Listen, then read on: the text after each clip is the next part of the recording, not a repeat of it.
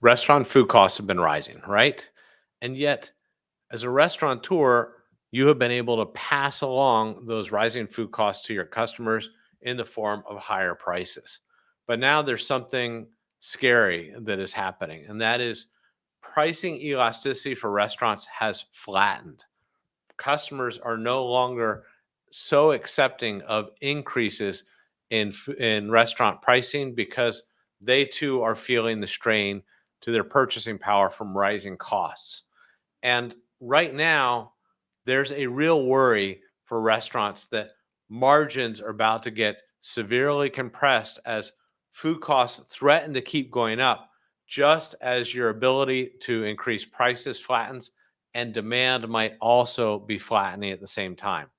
Understanding where food costs can go or should likely go is of critical importance to any restaurant business anywhere in the world right now. And we're going to jump deep into this so that you can understand everything that is driving the outcomes that are most likely and how you can sort of stay abreast of it to form your own opinions over time. Now, if you like this video, please go ahead and subscribe to it. This channel is producing now news and analysis videos every week for restaurants starting just a couple weeks ago. And there's just a huge amount of value. So please subscribe and like.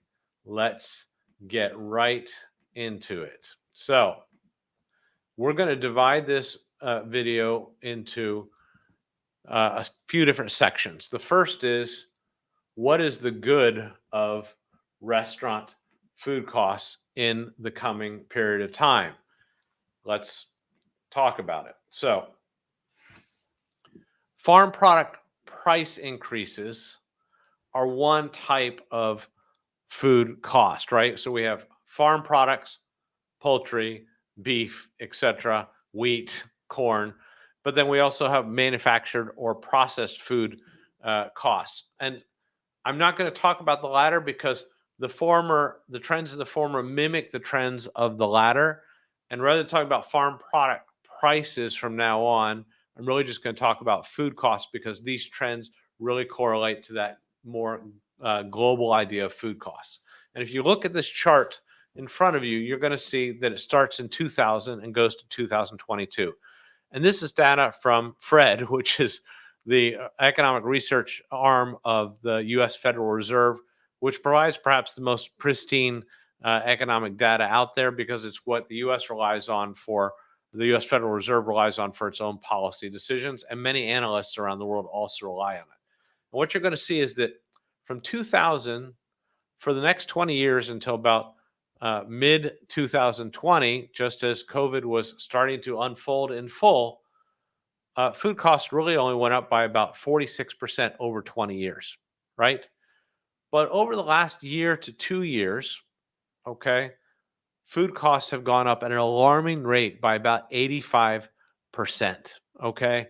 And that seems like terrible news, not like good news at all. But what I want you to understand is that every time you see a real rise in food costs, it is inevitably followed at some point by a fallback to a historic mean. Okay. And so if you look at June of 2008, where we had a rise in food costs, well, 14 months later, it was already at a local bottom. Okay. If you look at April 2014, there was a local peak of food costs.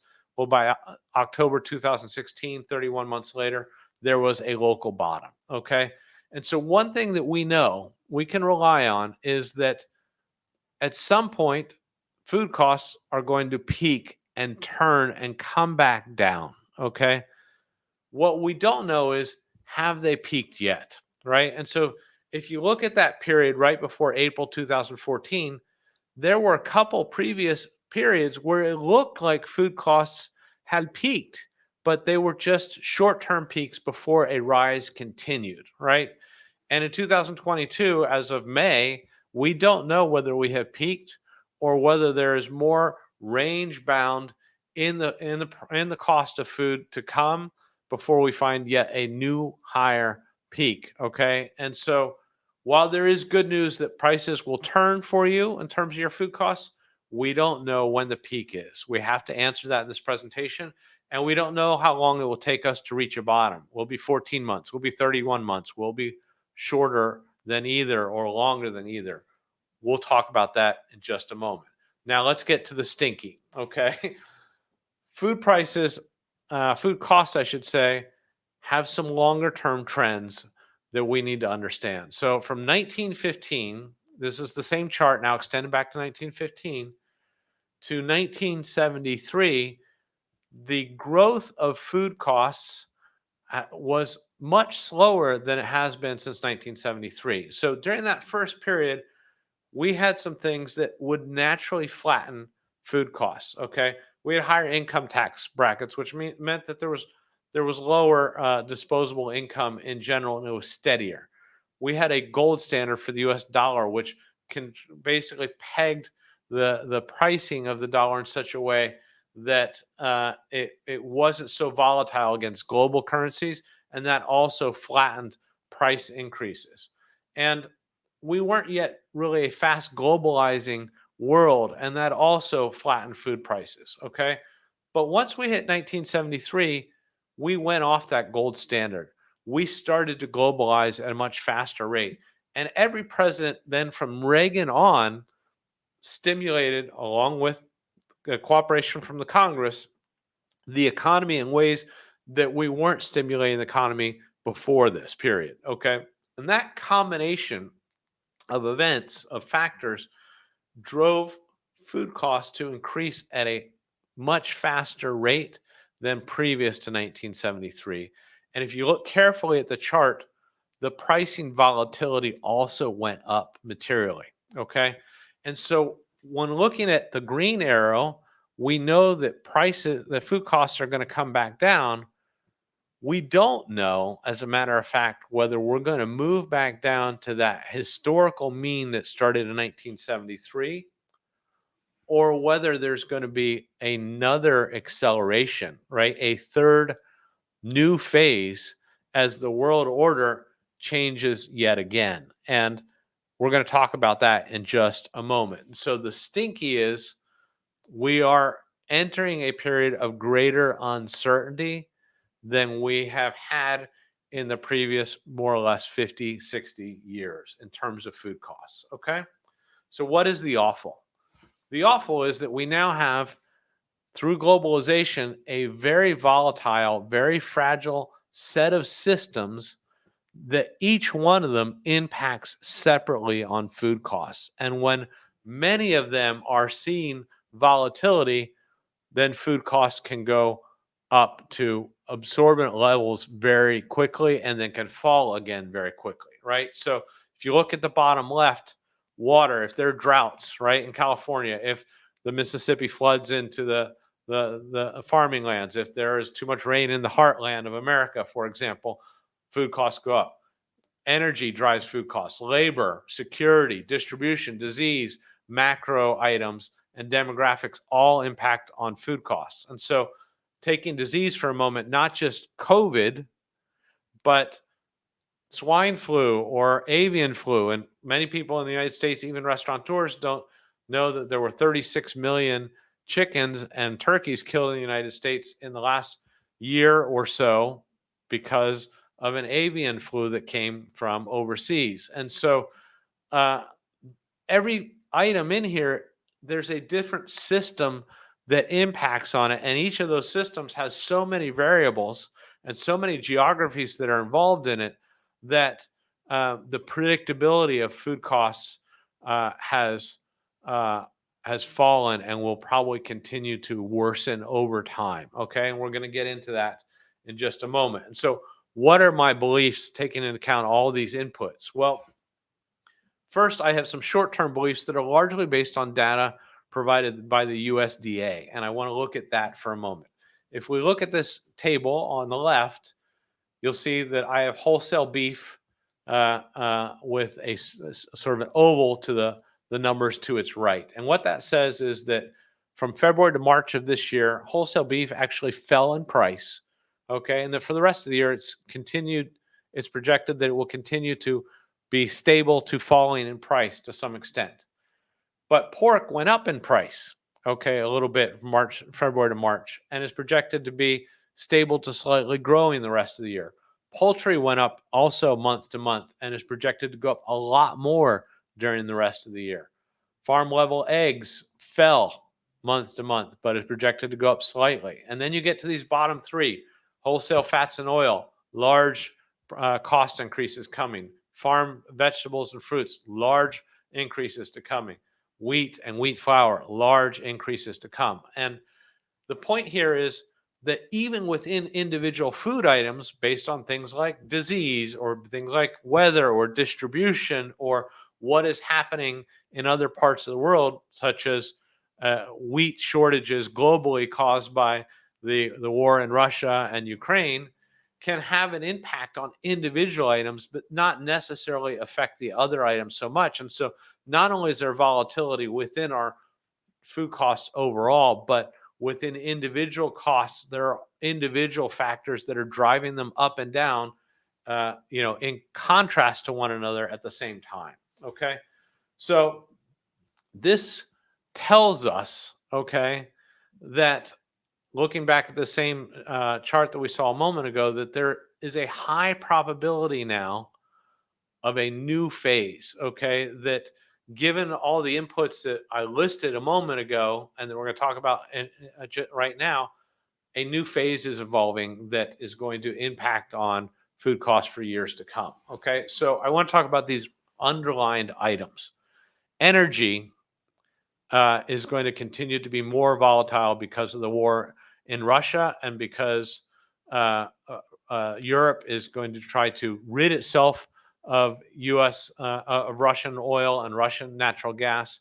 The United States, many people don't know, 1 in 5 of our households relies on nuclear energy for its electricity, and most of our nuclear energy is generated by Russian imported uranium that we continue to import today, that we might also seek to ban if we can. Okay. And so energy costs are going to be volatile and they might even go higher for quite some time as the world is trying to settle to a new normal. Okay. Labor is way up, as you know, and yet inflation is also way up. And so the drive to increase minimum wages, and the obstruction that will come from trying to allow some flexibility in minimum wages, regardless of what's happening to demand, is such that I don't think labor is going to work in our favor. Okay. Security, national security is now at the forefront of every single policy decision. The United States is increasingly looking at moving away from offshoring of goods and services to uh, reduce the power that China has, and nearshoring more foods and services to place countries around it. And and so national security will impact on the cost of a lot of inputs. Okay. Disease, as we talked about, is always a risk when there has been a lot of globalization and movement of animals and people, and that will continue for some time. And then macro is our response to all these things. And the fact is that governments cannot help themselves but respond to extremes, and their responses create other extremes. And it's politically most expedient to try to be helpful rather than to let things work themselves out. And so macro policy responding to economic and financial uncertainty is likely to continue to create more extremes for us.